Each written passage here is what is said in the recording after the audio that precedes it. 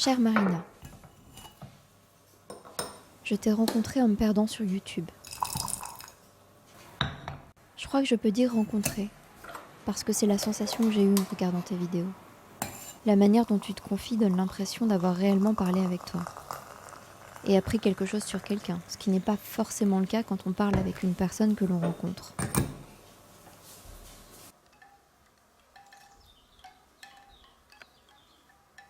Quand on parle à quelqu'un, on apprend essentiellement deux choses. D'où il vient et qu'est-ce qu'il fait dans la vie. Cela ne nous aide pas toujours à savoir qui il est.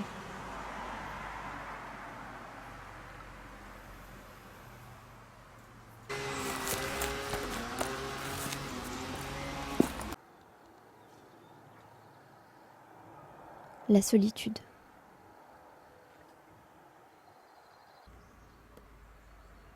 C'est quelque chose que j'ai toujours connu parce que je suis quelqu'un qui parle très peu.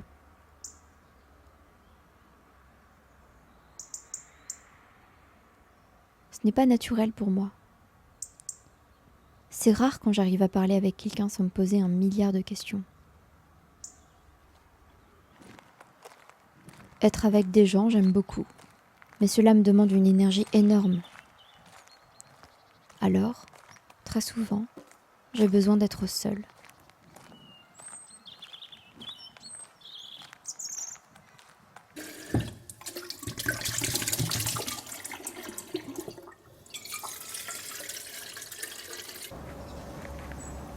C'est comme une récupération physique entre deux matchs.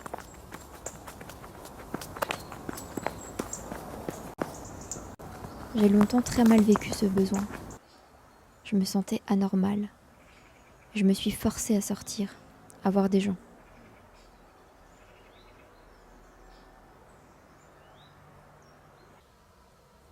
Parfois c'était une bonne idée. D'autres fois, mon corps me faisait comprendre que non, en s'éteignant. Je passais une journée entière dans mon lit, incapable de faire quelque chose, de sortir. Maintenant, j'arrive mieux à exprimer ce besoin de solitude, et les autres le comprennent. En ce moment, je ne vis pas seule, plutôt entre deux endroits.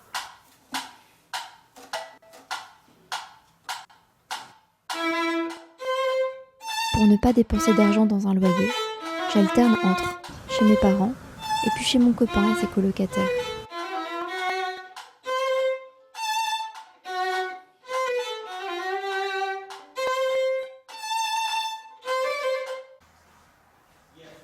Je passe mes journées avec mon papa.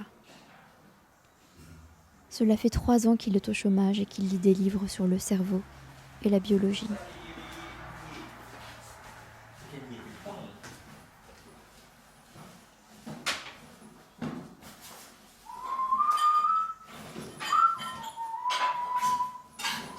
Pour retenir ce qu'il lit, il me parle beaucoup. Des fois j'écoute, des fois non. Et puis il lit ses mails. La plupart parlent d'emploi. Il m'a dit récemment: je crois que j'arrive à un moment où je crois que je ne trouverai plus jamais de travail. Et pourtant, il continue à chercher. Tellement de personnes passent tellement de temps dans leur vie à chercher un emploi.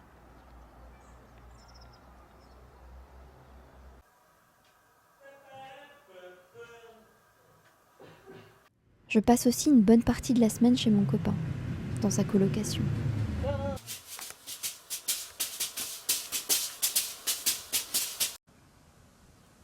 Il fait du cirque et il passe beaucoup de temps dans la cave à s'entraîner.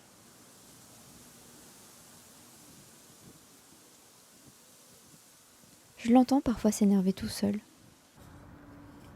Ses efforts me poussent à creuser les choses qui me plaisent. Cela arrive souvent que chacun, côte à côte, essaie d'avancer dans ce qui le préoccupe sur le moment. Lui jonglant ou s'étirant, et moi faisant du violon ou écrivant. Ces moments de concentration mutuelle me plaisent et m'apaisent.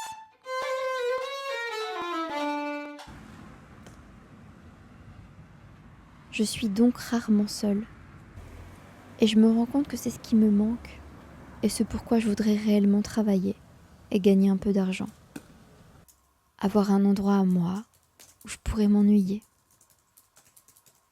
Un endroit pour ressentir la solitude et donc pouvoir créer, lire, écrire, laisser les pensées arriver.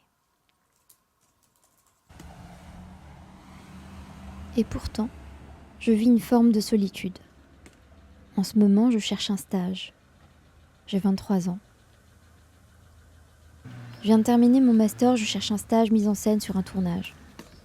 C'est un peu cela que j'écris dans tous les mails que j'envoie pour trouver quelque chose. C'est la première année sans aller en cours. J'ai beaucoup de temps devant moi, c'est une chance.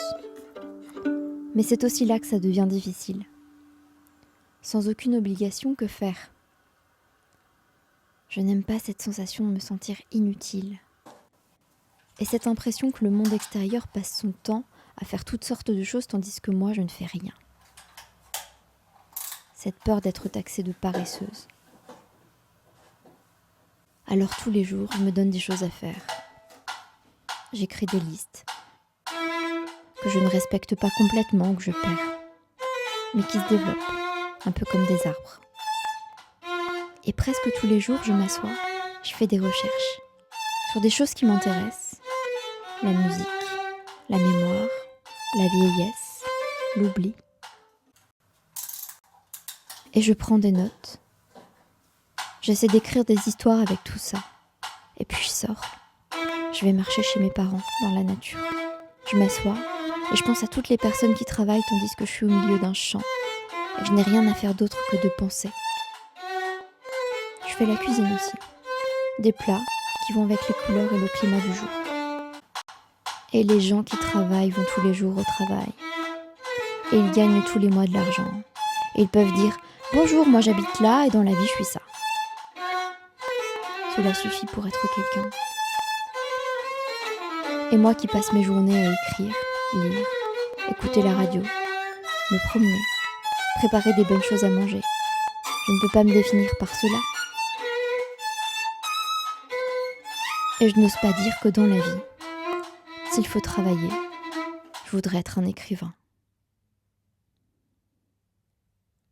J'espère que je n'en ai pas trop dit et que tout cela te servira. Ciao, Estelle.